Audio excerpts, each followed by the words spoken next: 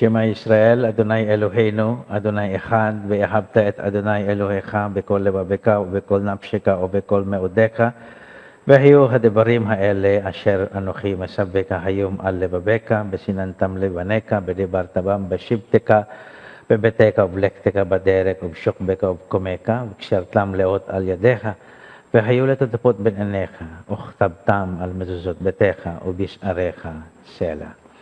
Hear, O Israel, the Lord is our God, the Lord alone. Therefore you shall love the Lord your God with all your heart, and with all your soul, and with all your strength. Take to heart these words which I enjoin on you today. Drill them into your children. Speak of them at home and abroad, whether you are busy or at rest. Bind them at your wrist as a sign, and let them be as a pendant on your forehead. Write them on the doorposts of your houses and on your gates. Glory be to the Father, to the Son, to the Holy Spirit, as it was in the beginning, is now, and will be forever. Amen. Lest you forget, ang ating usual prayer, favorite prayer natin ay galing sa libro na topic natin ngayong gabi. Deuteronomy chapter 6, 4-9, the famous Shema, Jewish foremost prayer coming from the Torah, the Old Testament, with 51 and increasing kasama natin ngayong gabi. Magandang gabi po sa kanilang lahat. Habang pinaparami natin lang konti at sine-check yung ating live streaming, number one ay sound, and ang ating monitor here. Please comment kung kumusta na ang ating sound. Like Erev Tov, sabi ni Rayan Andrade. Erev Tov means good evening sa Hebrew. Si Armando Seguis, present po. Deng Tenko, good evening, Father Randy, sabi niya. Virginia de la Rosa Mendez, good evening po, Father Randy. Brother Ramon Villarante, good evening po, Pads, present. Atenesi Valencia, present po, magandang gabi po. At Father Ronnie, ang SVD ng Balili ng Ghana, Africa. Erev Tov, sabi niya. Nessie Valencia, ayan. And good evening, sabi ni Anatan. Maricon Dupaya is watching with you. Bring them on camera. Ano to? Art Santos Pimentel, good evening, Father Randy, and to everyone. Doc Josephine Jojo Lumitaw is also watching. Maricon nabasa ko na kanina. Elmer Magsino, virtually present po, Father Randy, and all followers of this religious webinar. Old Testament Pentateuch study, online ito. Marvil Yasos is also with us. Good evening, sabi niya, Rebecca Hara, si Rose Marie, good evening, Father Randy, Gio Diaz, and Virginia de la Rosa Mendez, Maricon, nabasa ko na, Sylvia Flores, wow, si Ate Sylvia pala ito, with bahay taga St. Paul Parish. Grace Ulat, si Albert and Freda Gemora, present po, Father Randy, mga Bible Apostolate animator sila sa Diocese Shrine of the Divine Word at Christ the King Seminary in Quezon City. Joshua Ero and Sok Galvan Osorio, Marcy Dalde, good evening, sabi niya. Si Joe Hilario and Ning Liarenas, good evening, and sa lahat po na present. Helen Festejo is watching. Happy birthday. Birthday niya po ngayon. Siya po ay kaibigan ko na nasa Sydney. And they are also active sa Bible Apostolate kasi mga kuan sila sa parish. They are involved sa parish work, and at the same time as a lay organization ng Society of the Divine or SBD. Marilyn Pariñas, ang kasama namin sa Bible Apostolate dito sa Diocese of Cubao. Good evening. Evangeline Romulo. Okay, Maricon Laurentino. Please the comment sa sound. Carolina Bautista. Then Rosalind Besagas. Claro Peñamante, magandang gabi po. Sabi niya, Ito Banson, yung si Ito, yung kanina nanalo sa ating Q&A. Mamaya may Q&A tayo. Then, good evening, sabi ni Regine, si Carmen Cao, good evening, Father Randy, Father Jake Solde is also watching, no? Tapos si Maria Teresita Panganibang, magandang gabi po. Rudy Francisco and Susette Medina, Caroline Bautista, good evening. Good evening po. My Auntie Vicky Alfante, Elizabeth Manzano are watching with you. Sonia Belisario, Nenita Mendoza, sa parishioner po namin siya. Then si Bing Casila, good evening. At Infinitum PBS, CTS Tagaytay, ito yung mga programs na ino-offer. Rizalina Atelina Sereno, watching. Good evening. Sabi ni Father Peter Vu at Lorna Ilustre. Sonia Belisario, good evening po. Pati si Nina Bersosa kasama natin. Susette Medina, okay po ang sound, Father. Okay. So, pwede na tayong mag-proceed. Okay yung sound. Then, si Maridel De Leon Meneses, kasama namin sa Bible Apostolate dito sa Diocese of Cubao. Pura Gonzales, Lucy Rodrigo, Brian Biasaga, June Canceliar, Beatrice Kaunan. So, okay po, very clear. Ayan, dalawa na sila nagsabi. Blessed Wednesday evening, Father Randin participant, sabi ni Dory Resurrection. Tapos si Ditas Africa, Cecilia Flores and Tess Guzman are also watching. At Rudy Francisco, loud and clear, sound and monitor are clear. Apo, sabi ni Father Ronnie Valile mula sa Ghana pa ito. Okay, so kung maganda sa Ghana, Africa, ibig sabihin ay maganda na rin ang ating stream. So, okay, sorry. Let me ask then our Q&A.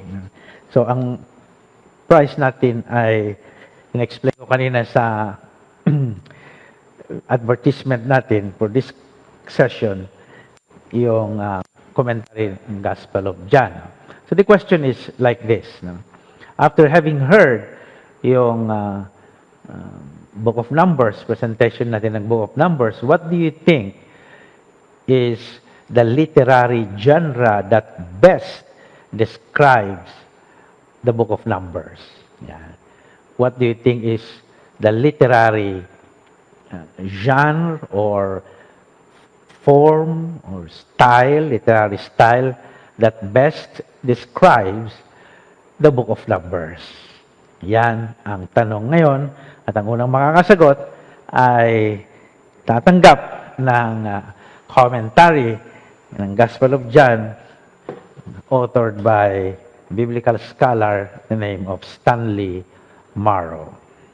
Okay. So, sagot na. As I was saying a while ago, number 7 na tayo. Sorry, session number 7. And 9 sessions lang tayo. Matatapos na yung August. Ang bilis na ang panahon. 2 buwan na tayo. Meaning, half of a semester. Kasi ang semester sa academic calendar ay more or less around 14 to 15 sessions. So 18 sessions pala, sorry, mga 18 sessions. So half of a semester yung dinaanan natin o dinadaanan natin. So, ang book of Deuteronomy, the last book ng Pentateuch, and then afterwards, yung mga na naiwan na 2 sessions natin would be a zeroing in on a particular text, a particular theme na sa one of the books, either sa Deuteronomy or the book of Leviticus. So titignan natin next week. So one at a time lang. The titles of the book in Greek. You remember the scripture was first translated into the Greek language, and that translation, which exists until today, is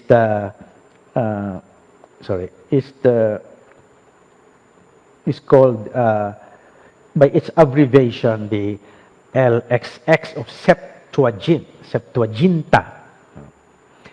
Now, in the translation of the Septuagint, the title is Deuteronomion. Deutero in Greek is second, pangalawa, and then nomion is a contraction or based from the word nomos, and nomos in Greek is law. Okay. So literally, but not exactly the right translation, you can say second law. But as you will see later, we are not dealing with a second law, na merong first law and then there is a second law, and that is the book of Deuteronomy. No. Maybe you can say a second re-proclamation or re-interpretation, or the second giving, in the sense na i-reinterpret o yung law. So, hindi pangalawang batas o pangalawang set ng batas. You will see later. So that's the Greek name, and from where we have the name in English, Deuteronomy, and then of course sa Tagalog, Deuteronomio. Most of those lectors sometimes who are not parang tongue twister yung Deuteronomy sa kanila pag nagbabasa sila, kasi siyempre mahirap i-pronounce Deuteronomy. You have to remember the first word there is second, Deutero. In Hebrew, it is not Deuteronomy, it is not called Deuteronomy, it's called Hadevarim, or simply shortcut into Devarim, words. That's the first line of the book. Is the first major line begins with, these are the words, Ele ha Devarim. So, yun yung, and whose words, yun yung pamagat niya sa Hebrew Bible. Ano ang ibig sabihin ng Ele ha Devarim? These are the words that Moses spoke to all Israel beyond the Jordan. And you can rightly, from this description, right away, alam mo na itong mga laman ng libro na ito are words of Moses, speeches of Moses. Or simply called the fifth book of Moses, or the last book of the Torah, the fifth book of the Torah. Now, the literary setting, matagal na tayo sa Sinai. Ilang taon na, one generation, and then they move now to the plains of Moab. So ito yung setting ng Deuteronomy. Nasa plains sila ng Moab, and sa Moab, magko-cross sila to the land, to the promised land. They will cross the Jordan River. to the land. Kaya nasa kabila sila ng Jordan, Trans-Jordan, across Jordan, sabi kanina yung binasa ko. So, and to recall yung narinig na natin, nasa Sinai sila, from Sinai, they spend there 1.5 years. So we have the Sinai event from Exodus to Leviticus. So matagal nga tayo sa Sinai, 1.5 years. And then, we have the wanderings in the desert. Sabihin na natin, paikot-ikot sila for 40 years, meaning one generation, and that would be the book of Numbers. Okay? Now, they reach the plains of Moab, and in one day, Moses gives a speech. And at the end of the speech, he dies. And then they start to move to cross the land. So, on the eve of the crossing of the river of Jordan to the promised land, on the eve of going to the land, is the book of Deuteronomy, which mostly ay mga talumpati ni Moses. The plains of Moab. Now, meron tayong mapang kaunti dito. So, okay, let me show a little bit. Sana maliwanag sa inyong lugar. So dito yung Egypt, of course, and then they will now move here. They're here. Notice this is the river Jordan. This is across the Jordan. So you have the Jerusalem. Phoenicia is Lebanon. Then they're here, and they would go there. So that is the movement. At least you have an idea. Nasa Trans-Jordan sila. This is Jordan. Ammon is Jordan. Okay. So across the Jordan, this is the promised land, Canaan. Nandito sila. Then on the eve of their crossing to the land, Deuteronomy, magsasalita si Moses. Mas mahaba kaysa pagsasalita niya na ginagawa ko ngayong gabi. So, that's now, a bit of a historical setting. Point number 3. A little background of the context of the book of Deuteronomy, the writing and the composition of the book of Deuteronomy. Fast forward tayo, kasi yung mga libro na ito, as we said, they were finished not during the time of Moses, but they were compiled and composed, and edited, edited, more or less, sabi nila, just before the exile, and during the exile. Maybe some of them also after the exile. Now, watch out, yung ating mga first readings ngayon, galing kay Prophet Ezekiel. Ezekiel is the only prophet who went into exile, na identified. Maybe second Isaiah, the second part of Isaiah, pero not so clear doon. Pero si Ezekiel tells himself that he is with the exiles at the river Kebar in Babylon. So, that kind of setting. Nasa exile sila, and then, just before the exile, the destruction of Jerusalem, of the kingdom of Judah, and then, so that's the writing of the so-called, when the Pentateuch is finished as a collection. But of course, before that, there were already different parts of the Pentateuch that had been earlier written down. For example, a part of the book of Deuteronomy. Now, fast forward, around 722 BC, before the coming of Christ, BCE, or before the Common Era, we see the collapse of the Northern Kingdom. Fast forward tayo, kasi nga, time na after the time of Solomon na ito. That kingdom collapsed. And where is the Northern Kingdom? This area, whose capital city is the Samaria, and then the kingdom is called the Kingdom of Israel, in the north. And the kingdom of the south, whose center is in Jerusalem, the kingdom of Judah. They were, up to the time of Solomon, nahati ito. And then, dumating yung mga Assyrian Empire. They were able to capture the northern kingdom, and then the northern kingdom collapsed. That is in 722 BC. Now, according to theorists and historians, those people from the north, when their kingdom collapsed, some of them, especially the intelligentsia, the scribes, the writers, the leaders, they escaped to the south and or migrated to the south, escaped to the south, bringing with them their literature, bringing with them their so-called scripture. And around 640 BC, when a king, the King Josiah, was reigning,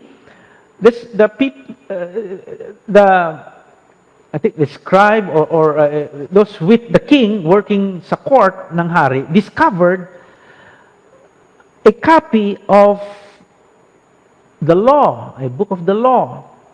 Nung binasa, natouch lahat sila, and then Josiah started a reform. And that is known as the Josiah's reform in the southern kingdom in Jerusalem. And scholars and historians tell us that that copy of the law that was discovered during the time of Josiah, that spearheaded the reform of the kingdom, meaning reform, they abandoned idolatry, and they exercised their social responsibility towards the poor, the widows, and the orphans, and those who are disadvantaged, is because of that discovery of a book of the law. And that book is identified by many scholars, majority of scholars, as a copy of the book of Deuteronomy, part of Deuteronomy. Maybe not the whole Deuteronomy, but the one that would later on consist book of Deuteronomy. So that is around 640 BC, which is you can say 7th century AD, towards the later half of the 7th century AD. So that's a quick background to the development of the book, to the coming of the origin of its composition. I mentioned already a while ago that Deuteronomy is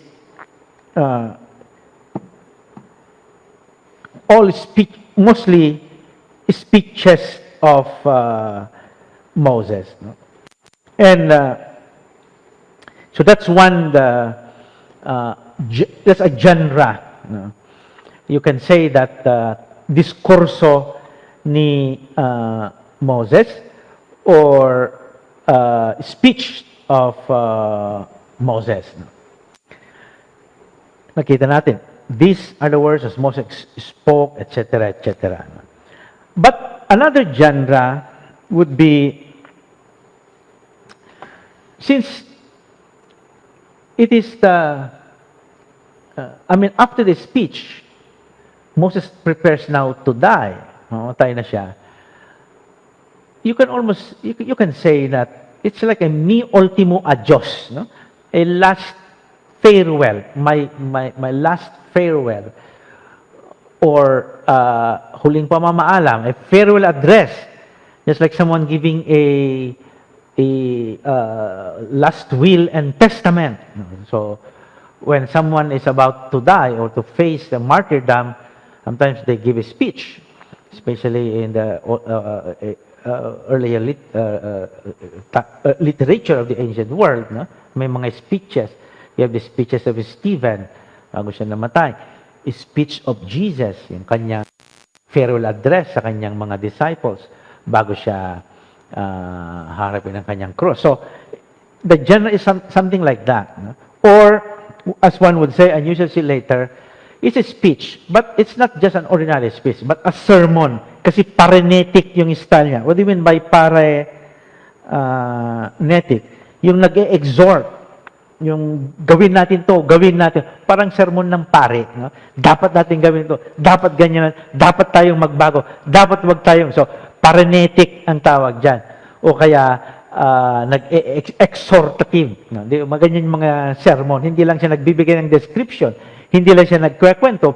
Pero sinasabi kung anong dapat gawin. So, in a sense, hindi lang siyang ordinaryong diskurso, kundi sermon. You know? And the kind of style of that sermon that you see, of course, given primarily by Moses, is prophetic. Prophetic, not in the sense na do not think of prophets na one who sees the future. Hindi ganun kasi ang tradition ng prophecy sa lumang tipan. It's not a prediction of the future. It is not a foretelling kung ano ang parang Madam Auring. Hayaan nyo na si Madam Auring magbasa ng iyong kapalaran. It's something like that. But in the way that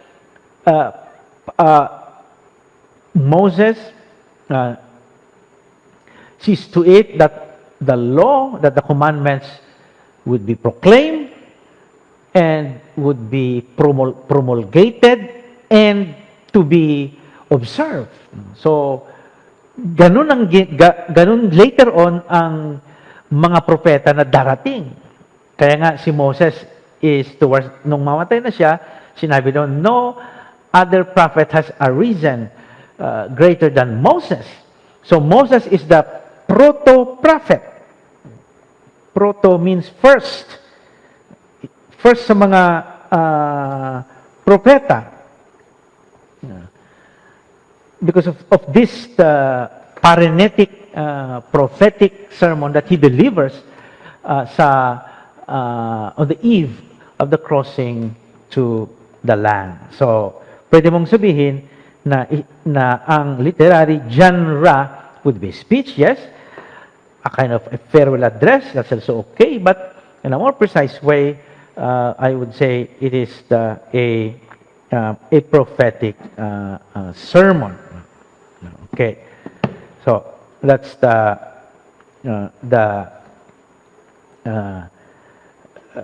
literary genre. Okay, let me check muna if I am faring okay. Kaya ating mga nawala. Okay, I hope walang nagko-complain. Wala naman nagko-complain, no? Ng sound, etc. Okay, so let's move on. There are now 132 with you. God bless you all. 131 na, nabawasan ng isa. Tulog na siguro. Yan. Okay, let's start. Number 5, the structure of the book. Now, it's the a speech which has a structure. Di ba may mga nagbibigay ng mga speech o kaya lalo ngayon yung nandyan sa taas, hating gabi pa pag mag-speech, wala pang organization ng speech. So that alone reflective of what is in the mind of the person. Kung hindi na organize yung sinasabi niya, you would immediately say, hindi rin organize yung kanyang mga ideas. And you would wonder how that can be executed. Katulad sa kayo nga, pag ang pare ay nagsesermon at hindi organize ang sinasabi niya, lilipat na lang kayo sa ibang Facebook live streaming mass. Lalo ngayon, napakadaling lumipat, no? Mayroon na tayong, kumbaga, sense na what the priest is saying is profound and okay. It has a degree of truthfulness Dahil organized yung sinasabi niya. May structure. So, even sa teaching, makikita nyo, may organization yung presentation natin. 1, 2, 3, 4, 5. Kasi, that is the only way, sometimes the best way, that one can follow. If it's organized, mau-organize din yung reception ng ating, lalo na paggabing ganito na nagpapahinga na kayo. Sarap pa naman matulog. So, you have first the heading in chapter 1, verse 1 to 5, a part of that na binasa ko. And then, Moses now delivers the first installment of his sermon in chapter 1 to chapter 4, verse 43. And then, you have again another heading, meaning a heading, some kind of an introduction. And then Moses' second sermon, chapter 5, until 28, verse 69. Mahaba yun. Imagine, magsasermon ka na gano'n. And the third sermon, chapter 29 to 30, mas maikli. And then, Moses begins to prepare for his death in the epilogue, appointing his successor, Joshua. And then the narrator tells us of the death of Moses in chapter 34. So, pretty well organized. So the book of Deuteronomy can be divided into 3 parts corresponding the 3 speeches or sermons of Moses. Now let us one by one comment on the sermon. On the first sermon, Moses reflects, magbabalik tanaw siya, which is part of a sermon. Historical prologue, sasabihin nila, yung babalikan mo yung mga pangyayari, especially the event is that's significant.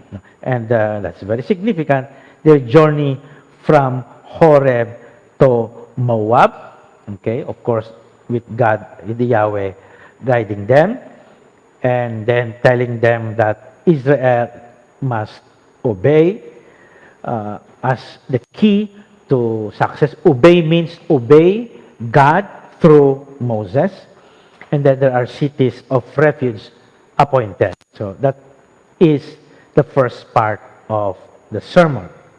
The second part of the sermon, the longer one, as we spoke a while ago. Now,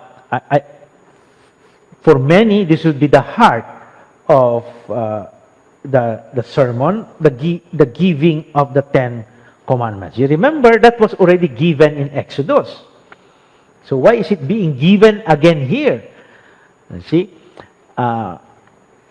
ibig bang sabihin may panibagong 10 Commandments? No? Kaya ngayong Deuteronomy is not really the second law. Hindi magbibigay uli ng Diyos ng mga batas. Tapos na yung batas doon sa Exodus, magbibigay siya uli. Hindi ganon. Kundi, you can say that the 10 Commandments here are reread, reinterpreted, based doon sa situation nila. Makikita natin ito next Wednesday kasi I will zero in on yung second to the last session natin on the 10 Commandments galing sa version ng Deuteronomy. Kaya hindi ko masyadong ipapaliwanag ito. So this will be one topic, chapter 5, 1 to 33. After that, now, the challenge to love God with whole heart. Nandito na yung Shema, yung chapter 6. Love the Lord your God with all your heart, with all your soul, with all your strength. Shema Israel, hear, O Israel. The Lord is our God. Statement first that there is only one God, and therefore, you shall love the Lord your God. Ang problem ng commandment na ito, you shall love the Lord your God. Modern people like us, and that is correct to think, na you cannot command love. Well, I'm not saying that. I have heard that and I have read that some books telling us that, especially psychologists, you cannot say to your husband, love me, because love is cannot be commanded. Kasi once you command love, there's no longer love. It becomes like a forced thing. Mapapersahan yung tao na mamahalin ka. So yung ibig sabihin nun, hindi ka niya mahal. Because love is, should be gracious, meaning it spontaneously comes out from the person, not the other way around. It's not love me. Eh kung napilitan yung taong mahalin ka, hindi yun pagmamahal. Obligation yun ng mahalin ka niya. So how can God say, love the Lord your God with all your heart, with all your soul, if love cannot be commanded?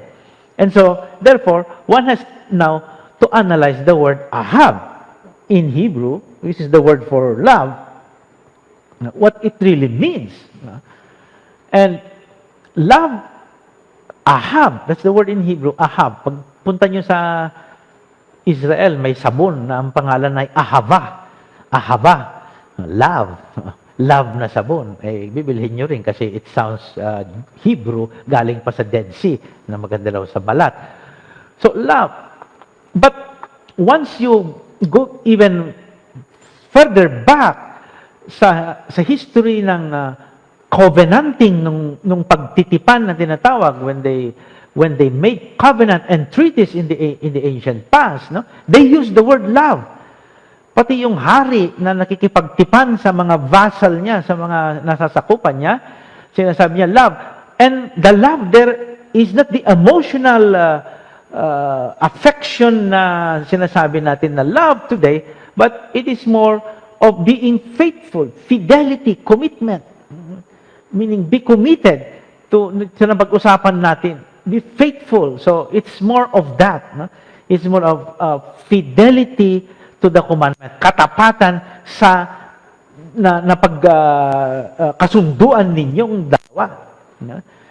Yun yung pag-ibig natin. So, the emotion, affection is less than the commitment to be faithful to the person with whom you have covenanted.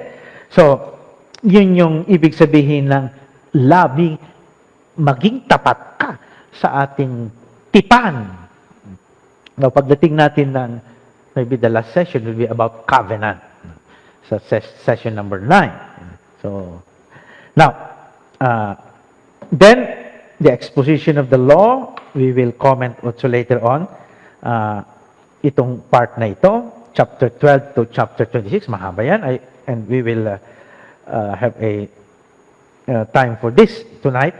And then the ratifying the covenant on entry to the land, they will ratify again yung covenant. They would not only confirm, but something like a renewal. And part of covenanting is the promise of blessings, and disobedience means the curse. So, that's part of a covenant in the ancient world. No? Na pag nag-covenant sila, pag ikaw na kakabinan ko, nakatipan ko ay betrayed, you betrayed our agreement, ganito ang mangyayari sa iyo. So, that's the curse. So, what is the curse? Would be, you will lose the land. Sabi ni Yahweh, once you are unfaithful, you will lose the land that I'm giving you to possess. So that's one of the major curses. And what is the blessing of being faithful to the covenant? You will have the land, and you will be many. You will have a long life in the land that the Lord is giving you. So, blessings and curse. That's part and parcel. It's the package of entering into a covenant. Now, third sermon, covenant renewed, ratified a while ago. Now, the covenant is renewed in chapter 29 in Moab. Now, this is on the eve of the cross, the eve of crossing to the promised land. And a beautiful part there in chapter 30, 1 to 10, wherein the raham, that's the Hebrew word. Raham means womb, literally womb. Sinapupunan. And through metaphor, it becomes now into English as compassion, mercy, ano pa ba? And other synonyms for habag, so awa. But the Hebrew word there is graphic, meaning it comes from the organ of the woman, the womb. And I don't know why they use that womb and then to express compassion. But that is assured to Israel. Maybe God knows that Israel will not be faithful to the covenant. And thus, there is already an assurance right here that compassion will be the rule of law of God when they go astray. And then the exhortation of Moses in chapter 31 to 10. Maybe this is chapter 31. It's a mistake. To choose life. Let me check. Yung 30 verse 1 would be the assurance of the compassion of the chesed of God, or I'm sorry, the raham of God, the compassion of God. So, let me read some part of that. Chapter 30, verse 1. When all these things have happened to you, the blessings and the curses that I have set before you, if you call them to mind among all the nations where the Lord your God has driven you, and return to the Lord your God, and you and your children obey Him with all your heart and with all your soul, just as I am commanding you today, then the Lord your God will restore your fortunes and have compassion, raham, have compassion on you, gathering you again from all the peoples among whom the Lord your God has scattered you. So there is a promise that when they disobey someday, and they will be scattered, they will lose the land, which really happened in the exile. God's raham, when they return, is assured. And then actually this is chapter 11. No? This is a mistake. Chapter 11, verse 20. Please make that necessary correction. The exhortation to choose life over death. So that's the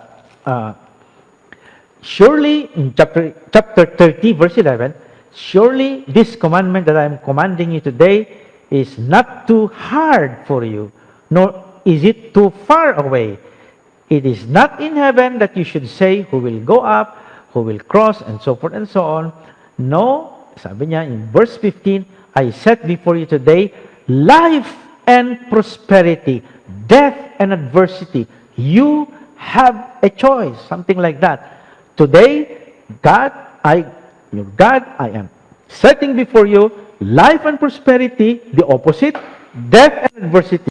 If you obey the commandments, meaning the commandments of Moses, of the Lord your God, that I am commanding you today, what is that? By loving God your God, walking in His ways, observing His commandments, decrees and ordinances, you shall live and become numerous, and the Lord your God will bless you in the land that you are entering to possess. So, that's what is the choose, therefore, not death, but choose life. So, that's the chapter 13.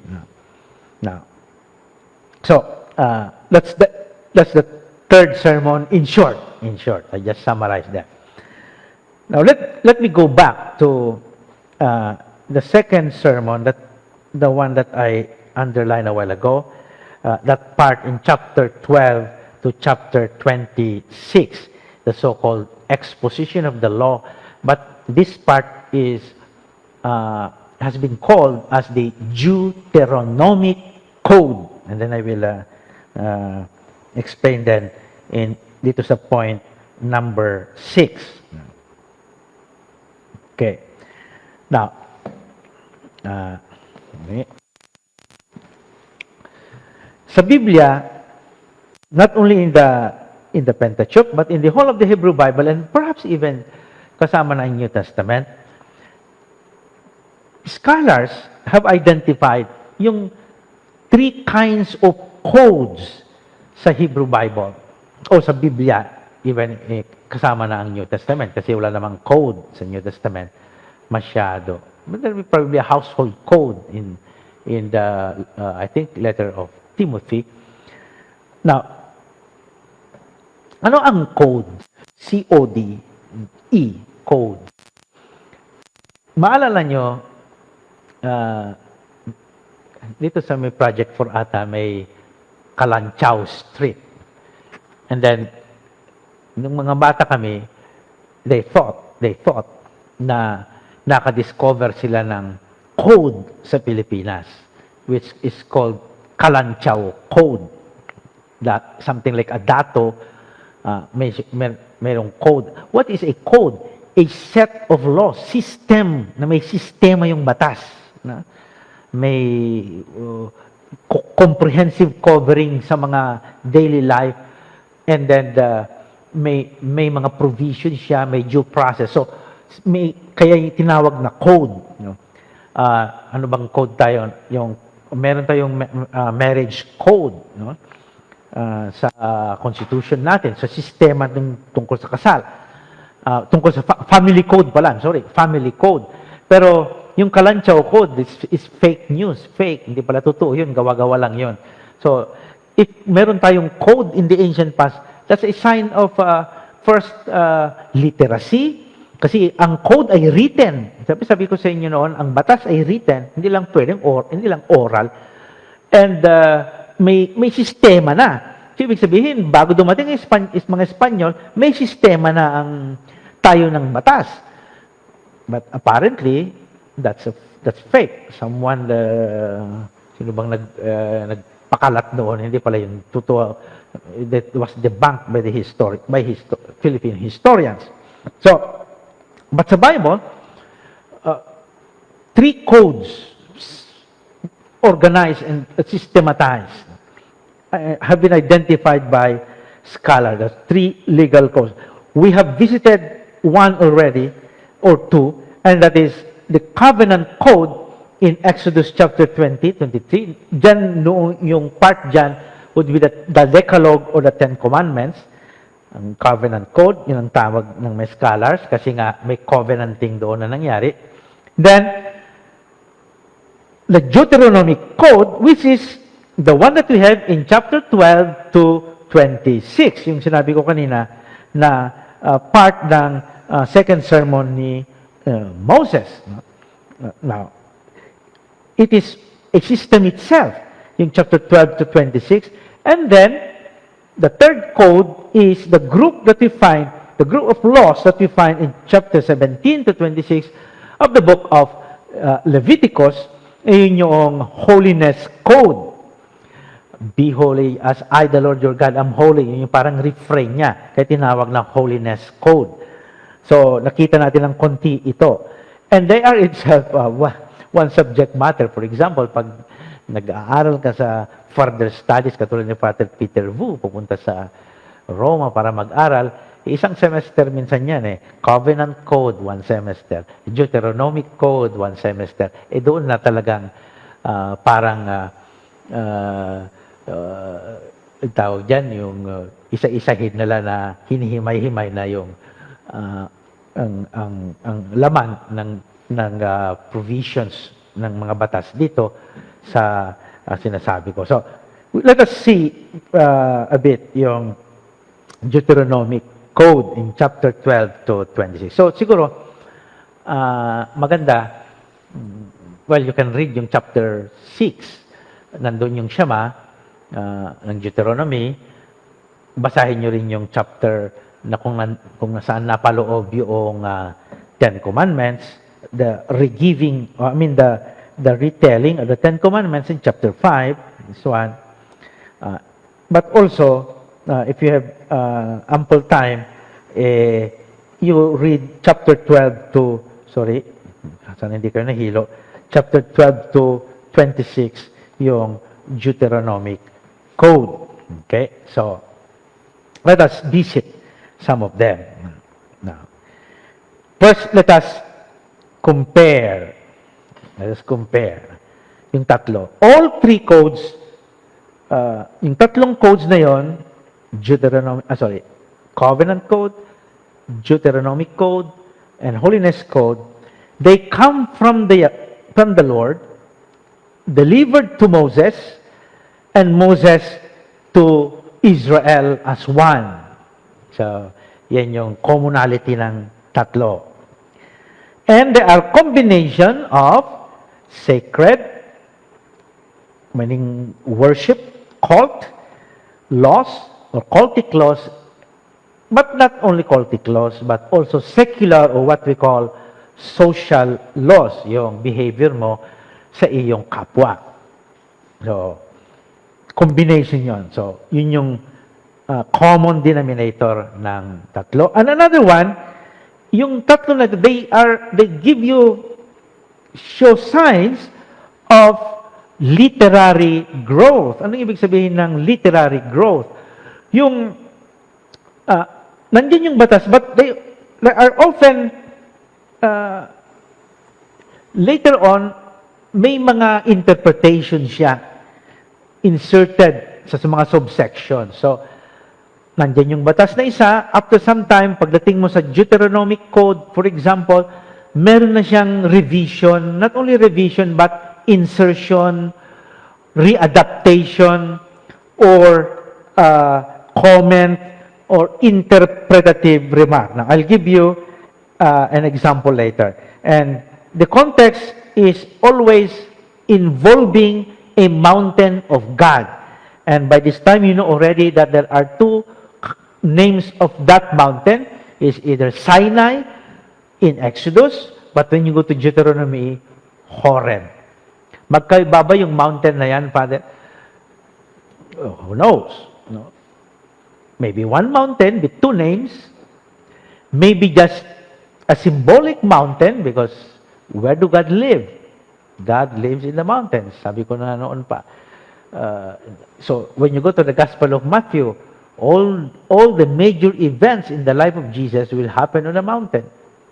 You see, he is following that kind of mentality and tradition that theophany, the appearances of God, happen sa bundok. Ano pa ang silbi ng Mount Banahaw, Mount Makiling, where God, the gods and goddesses in the Philippines inhabit. So, involves Mountain of God in a Sinai. So, yun yung mga common denominator nila. Now, I'll give you an example. Number one, kasi mahilig tayo sa utang. Ang laki-laki na ng utang natin. Let's talk about loans. Ang utang. Nakikita nyo yung literary growth niya and its readaptation sa changing circumstances. Ang point dito is, even if the law is there, after some time, just like any normal society, a law is reinterpreted kung nagbabago na ang condition. Sometimes, nare-revise. So, let us see. In the Covenant Code, saan yung Covenant Code? Sa Exodus. Chapter 21 to 11. Let me read with you a text. Tungkol ito sa utang. Sa Covenant Code, sabi dito, if you lend the money to my people, to the poor among you, you shall not deal with them as a creditor. You shall not exact interest from them. Now, kung kapwa mong Israelita at lalo na yung mahirap na kapwa mong Israelita, huwag mo siyang ituring na mangungutang. At huwag kung umutang siya sa iyo, at huwag kang humingi ng interest. Yun yung sabi ng covenant code. Now, you go to Deuteronomy code, a similar law, probably based on this law na binasa ko, pero tignan niyo yung readaptation niya dahil sa nagbagong circumstance. Now, nasa ano tayo? Basahin ko. I think I am reading now chapter 23, 20 to 21. I think you shall not charge interest on loans to another Israelite, interest on money, interest on provisions, interest on anything that is lent. On loans to a foreigner, you may charge interest. But on loans to another Israelite, you may not charge interest to that, so that Yahweh your God may bless you in all your undertakings in the land that you're about to enter and possess. So, meron ng dagdag o addition tungkol sa pagpapautang sa foreigner on loans to a foreigner, you may charge interest. So, nakikita nyo yung development of the law. Now, another, another would be, yung holiness code, yung Leviticus chapter 25, 39 to 55. So, Leviticus 25, 39 to 55. Anong sabi? Let me read for you. If any who are dependent on you become so impoverished that they sell themselves to you, you shall not, what is this? If any of your kin, kamag-anak, kin meaning kapwa-Israelita, fall into difficulty and become dependent on you, you shall support them. They shall live with you as though resident aliens. Do not take interest in absence, in advance, or otherwise make a profit from them, but fear your God, let them live with you. So, yung dito sa Holiness Code, sa Leviticus, it introduces a fundamental change.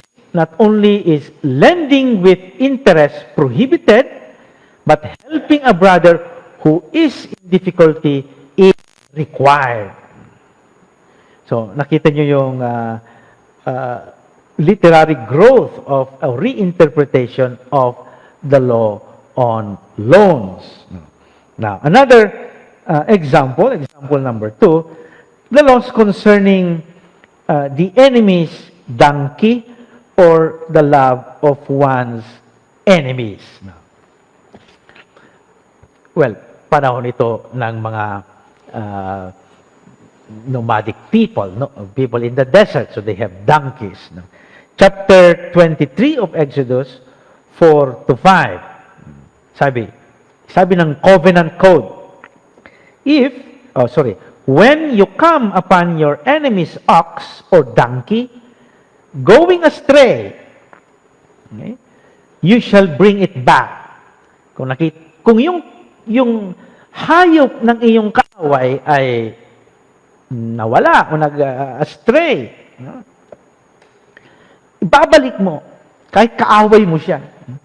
When you see the donkey of one who hates you lying under its burden, and you would hold back from setting it free, you must help to set it free. Kung yung donkey ng iyong kaaway ay nakalugmok na daw natin di kayang itayo ang kanyang sarili dahil siguro mabigat ang kanyang daladala, there's a beast of burden, tulungan mo siya, you set the donkey free. So the enemy, therefore, mentioned in this text must be your fellow Israelite, your neighbor, and probably an adversary in losot or a member of a rival clan. Now, pagdating mo sa Deuteronomy Code, sa chapter 22, 1 to 4, ito na yung batas. You shall not watch your neighbor's ox or sheep straying away and ignore them. You shall take them back to their owner.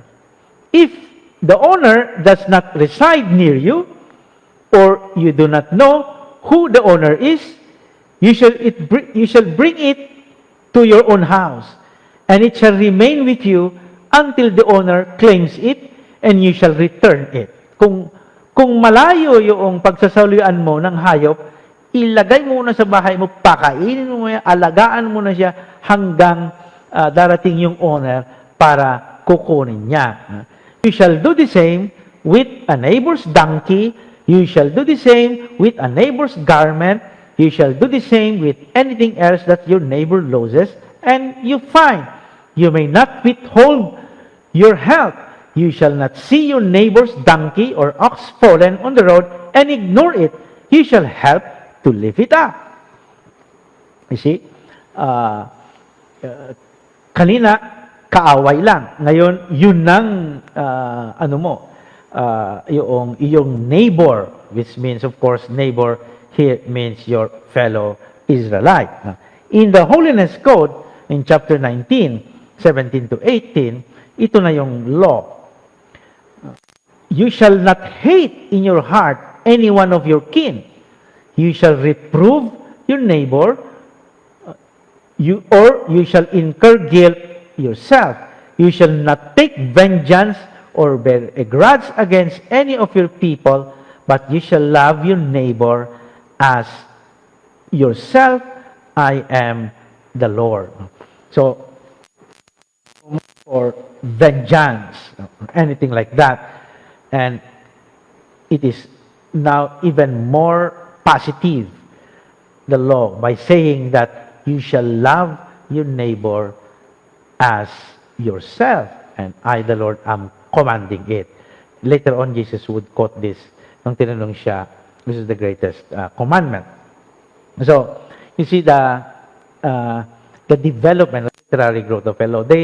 Hindi sila yung tinatawag natin na nandiyan na yung batas, sundin mo. No. The laws are there, but hindi naman silang parang kabayo na tanga na doon na lang yung kanilang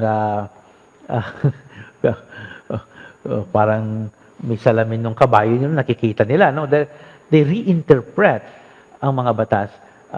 And ganun din ang gagawin ni Jesus later on, no? He has the authority to do that because he's the Son of God. So he would reinterpret the laws, and he gets that authority like Moses. Now, a few remarks on the Deuteronomy Code, then in chapters 12 to 26, yung sinabi natin kanina na Deuteronomy Code. A few remarks kasi nga medyo mahaba ito. On its origin, social responsibility, the role of the prophets, death penalty, and the law of the assembly. It's more than 9 o'clock in the evening, and bago maglobat itong aking cellphone, let me see what is happening out there sa inyo. Magandang gabi po, present po, sabi ni Bunuan, Rhea, Leonora Mirador, nandiyan pa siya, Evangeline, watching pa, at Ma Garcia. Some senators would go to jail. Bakit naman nakipasama ang mga senador dito? J.S. Plalachua is watching. Okay? And magandang gabi po. Ayan. Mga kasama natin na nagpupuyat dahil dito sa ating pag-aaral ng Pentateuch. Sabi ni Chari Buena, listening po. At si Jovito Oy, buhay pa po.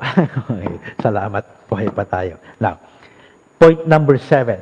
Although I think this would be the last point kasi medyo divided pa into 1, 2, 3, 4, 5 items. The origin of this Deuteronomy code. What is Deuteronomy code? And there is a section in the book of Deuteronomy identified by scholars as a system of laws, a code. Probably the one who collected the Deuteronomy put the code there. At one point in time must have been existing independently, and because it is itself has a good beginning and good end, it is a self-contained unit, sabihin na lang natin. Yung origin niya would be, sabi nila, baka it really is it came from the covenant code kasi maraming similarities, nakita nyo natin kanina. So the covenant code in Exodus is older, and then because of the pag nagbabago ang panahon, circumstances are changing, so kailangan ng updating ng batas, what we call reinterpretation of the laws in the covenant code, kaya na-systematize yung Deuteronomic code. So yun yung isang understanding to meet the needs of the contemporary situation. For example, a good example is pagdating nyo sa covenant code sa Exodus, there is no specification kung saan dapat sila mag-worship. They can worship in Shiloh, in the north, in the south, in the desert. There is no specification.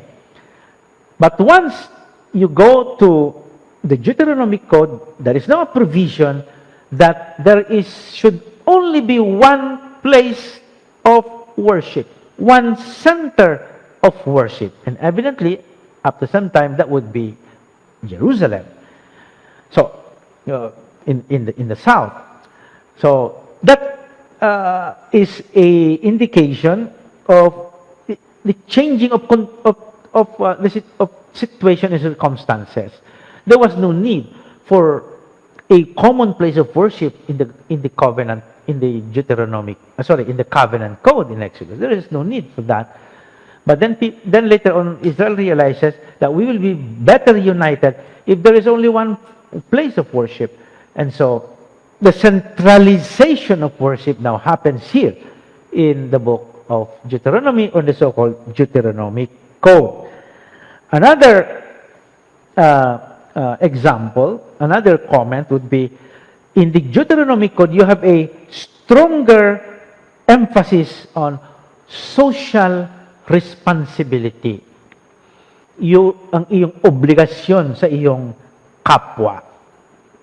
Stronger siya dito. Maybe because of the circumstances are changing and more people are needy and disadvantaged, and so there must be law or laws that would protect them. And so, pagdating niyo sa chapter 14 sa Deuteronomic Code, sa Deuteronomy, yung tinatawag na triennial tithe for disadvantage. Ano yung triennial? Every 3 years. At the end of the 3rd year, magta-tithing, at yung tithing na ito goes to the disadvantage, to the poor, to the widows, to the orphans, and to the Levites who had nothing and who have no inheritance. So, triennial tithing, wala yan before sa covenant code. No? Gandang gawin yun, yung triennial tithe. At the 3rd year of your work, maybe you tithe.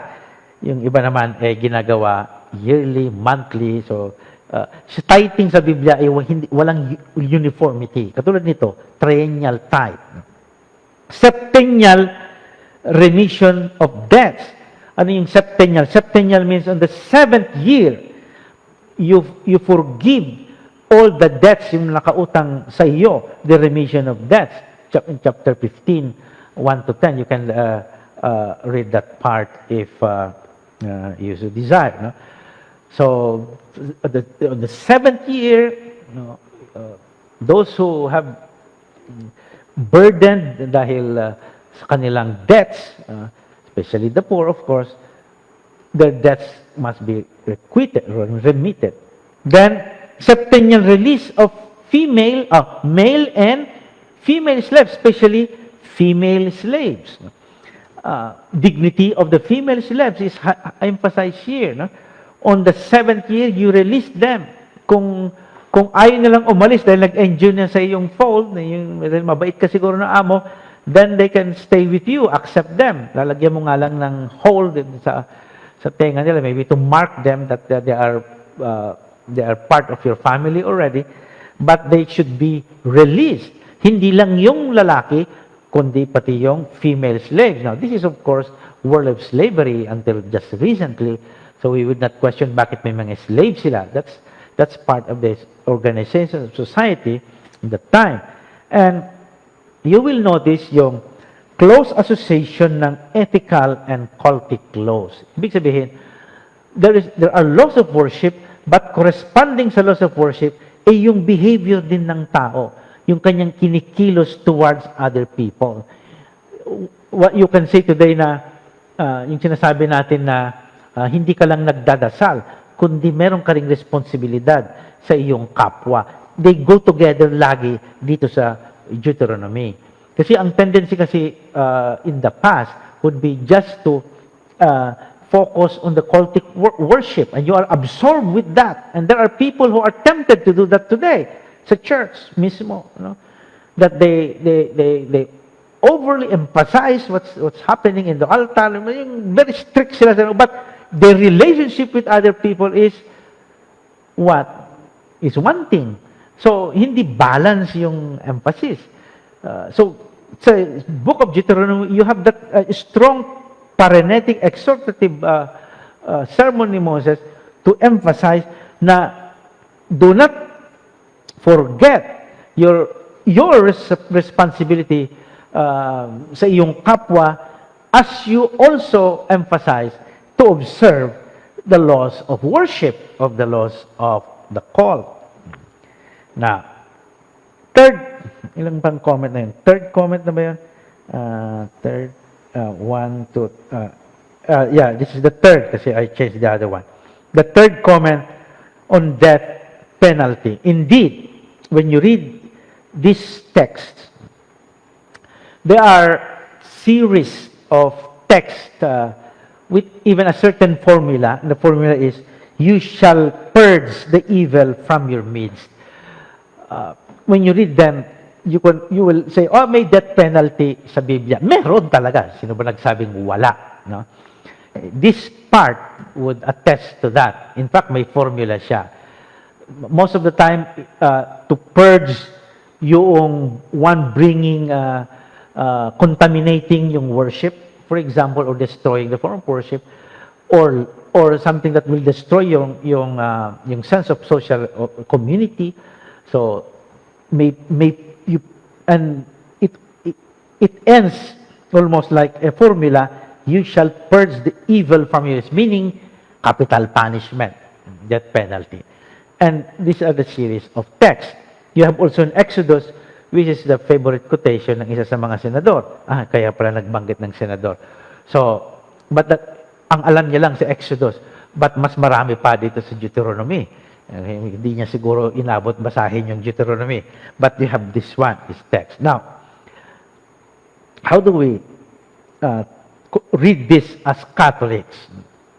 Now, I think when I read this text, I think of apat na T, to consider reading. When I'm Catholic, I'm reading this text, may death penalty. I'm not going to say may death penalty dyan. Ergo, let's have a death penalty. What kind of logic is that? Not even a children's logic can accept that. Because there is this, you do that. It's you cannot do that in this modern world. No? People are thinking, they're not just simply accepting what you're going to say. People are with critical minds today, and they're educated. So, first, what is the paramount of the commandments of the statutes and ordinances, of the codes. The Ten Commandments.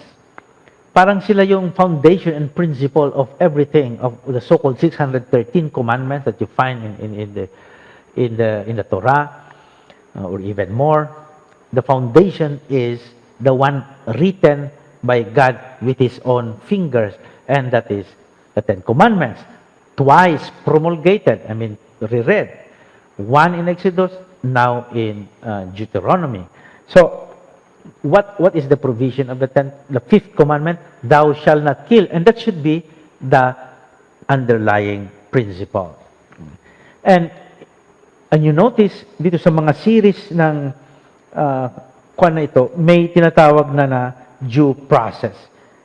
Ibig sabihin, bago sila dumating sa conclusion na patayin yung tao, batuhin or whatever, purge the evil from you, there is a process, there's a due process of investigating, of calling for witnesses, attesting na may nangyaring kwan. So, even if we say may death penalty doon, hindi lang basta-basta i-promulgate yon at ginagawa yon without due process. Now, another thing to consider, apart from the principle of the Ten Commandments, especially the fifth commandment, is, of course, we are Christians, we are Catholics, we should all read the text in the light of the teachings of Jesus.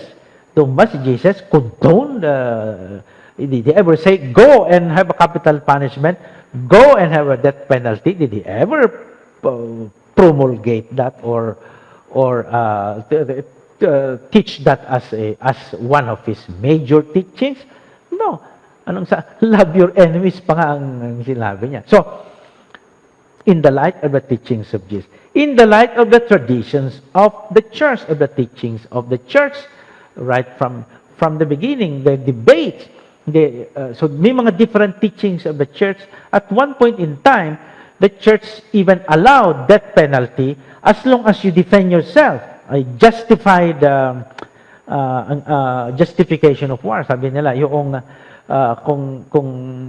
to prevent an evil that will happen in the community, one is at certain point, following due process and legal process, can allow that penalty. That's what modern governments are doing today. But that has been recently repealed by Pope Francis.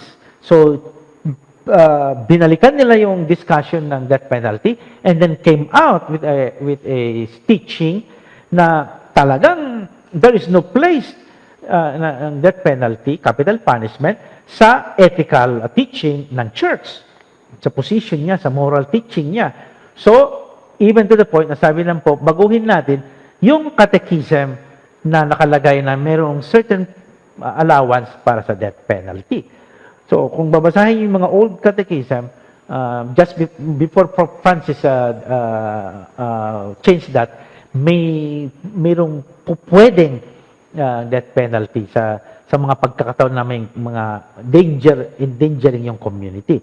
But, you see, hindi ganun ka consistent, I should say consistent yung church na meron siyang not in favor of death penalty right from the beginning based on the teachings of Jesus. So if you defend what the death penalty, you have to question yourself and how you relate and your understanding of the teaching of Jesus. The law of the assembly. So yun yung last point, but second to the last point. Okay, magna 9:30 na. Sa Deuteronomy Code, meron yung the law of the assembly. And you might be scandalized if you read that part. So I'm going to comment on. Number one, ito yung mga sabi doon sa law, these are the people to be excluded from the EDA. Nabanggit ko yung last time yung EDA, meaning the congregation or the assembly, the worshiping assembly. Those who are sexually mutilated, like eunuch, whose organs are crushed, sabi doon. So, eliminated sila. They cannot participate sa worshiping assembly. Those who are born through illegitimate union, meaning maybe incestuous relationship, or what we call today, for lack of a quotation mark, bastardo. The Ammonites and the Moabites forever will be excluded, sabi. And the first and second generation of Edomites and Egyptians will be excluded. The third generation, pwede na sila. So, yun ang... Now, of course, how would you understand this? Well, go further sa mga prophets.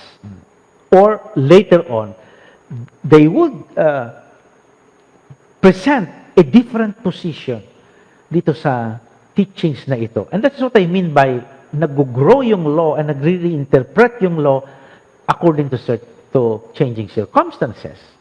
Therefore, you cannot be supremely literal sa Biblia. Because even the Bible itself, nag-grow o nag-re-adapt, nag-revise yung mga batas katulad nito.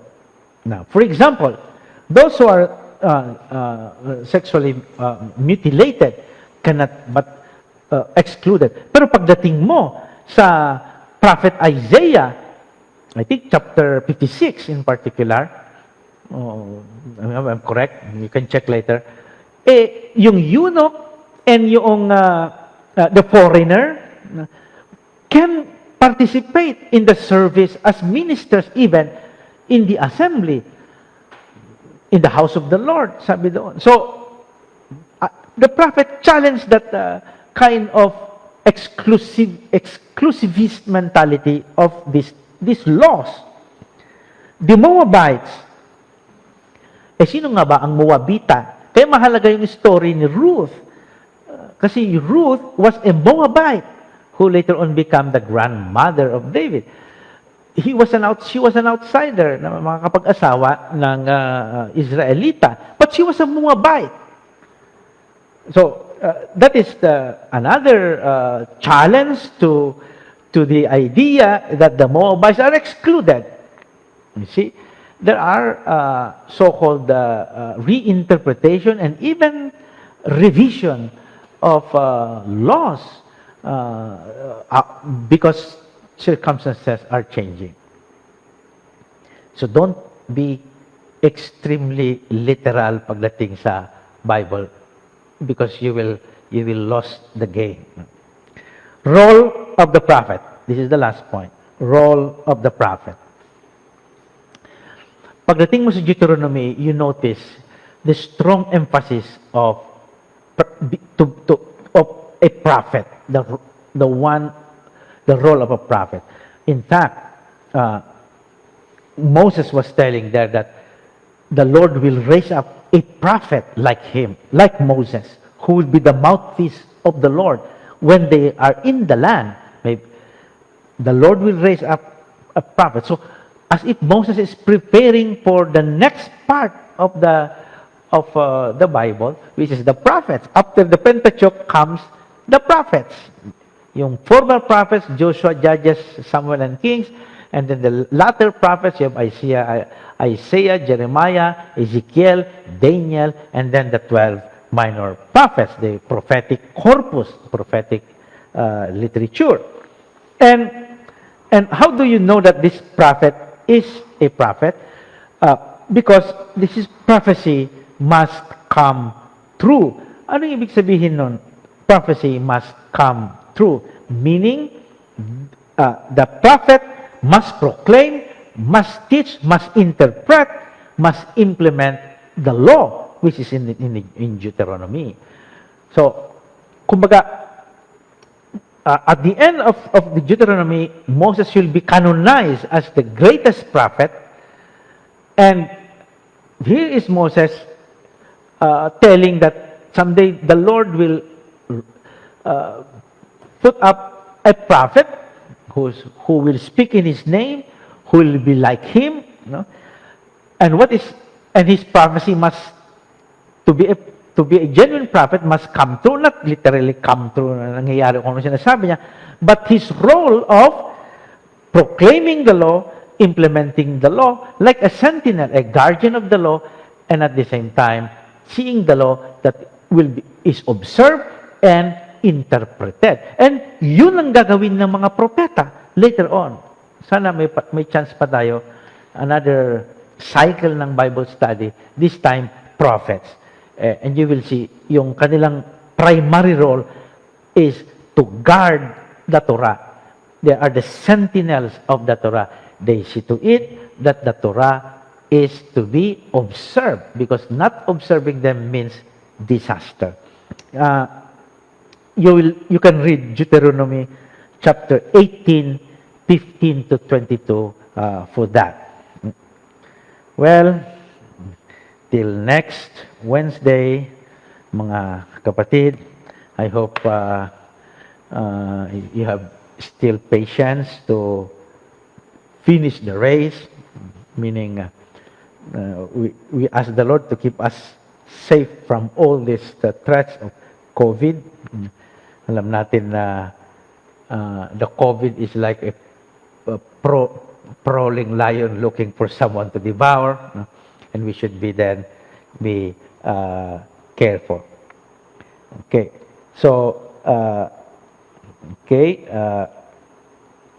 thank you very much then, and till next Wednesday, and this is Father Randy Flores, SVD, the Diocesan Director ng Biblical Apostolate ng Diocese of Cubao, and at the same time, Parish Priest and Rector of the Sacred Heart Parish Shrine here in Quezon City. May the Lord bless you. May the Lord keep you away from all harm and evil. In the name of the Father, and of the Son, and of the Holy Spirit. Amen. Good night, and God bless you all.